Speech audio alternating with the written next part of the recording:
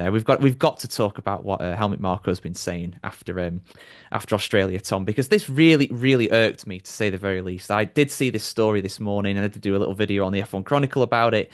But for those that don't know, Isaac Hadjar wasn't able to start the race in Australia because he crashed out on the formation lap. All the rookies struggled apart from Antonelli. Only Antonelli and Behrman actually managed to finish the race. All the other guys crashed out. Lawson, Doohan, Bortoletto, they all went out of the race. So it was really tricky conditions, especially for the rookies. And Hadjar was literally in tears. He was literally crying. He went back to the paddock, was still crying his eyes out. And Anthony Hamilton, Sir Lewis's dad, put his arm around him, comforted him, and said basically on the lines of, you're real talent. You recover from this. Chin up. You got this.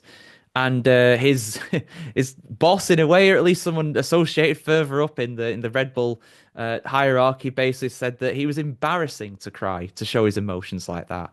Now, I'm pretty sure what you're going to say here, Tom, but where do you stand on all this? Because Helmut Marko has definitely courted controversy for this, even by his standards. I know where I'd like to stand. It involves him lying flat on the ground and my foot being somewhere near his neck. But I'm not, I'm not gonna resort to violence. But yeah, like okay, so let's just have a think off the top of my head. Trying to think, when have we seen drivers like this show emotion? Okay, so in similar circumstances, Schumacher, Benetton, Adelaide, when he won the championship, not similar circumstances that one, but he was crying his eyes out then. I remember him breaking down in a press conference when he passed Senna's win record. That's just two from Schumacher that come to mind. Massa was in tears about 8 times whenever emotional things happened. I remember Hamilton being in tears before, and if you look back at similar times as well, Hakkinen when he crashed out in Monza going for the championship, he was in the woods in tears. Bedoya and Minardi, he was in tears. Alonso on the top step in Valencia that time. Like it happens all the time. They're not all unfeeling little.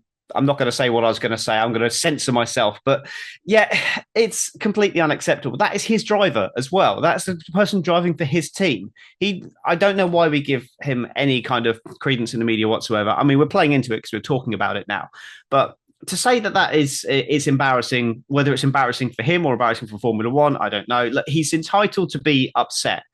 He's achieved this dream of Formula One. The last time he was in a competitive car, he was on the second row, I think it was, for the final race of the season, the championship decider with Gabby Bortoletto, and he stalled on the grid.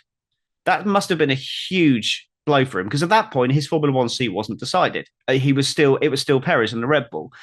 And now he's come here. He's had a really good showing in testing. He's had a really good showing in practice and qualifying.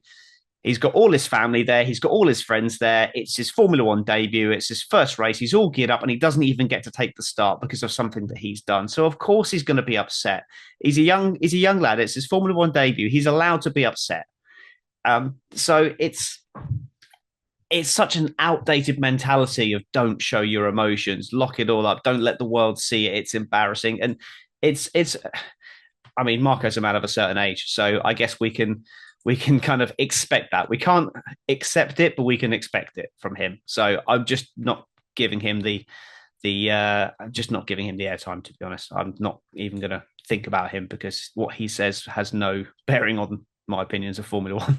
Yeah, that's fair. And that's the thing. You almost don't want to bring it up because you think maybe he's doing this to get attention. But I also think it's important to hold people accountable for the words, particularly when they're that nasty at the end of the day and that wrong.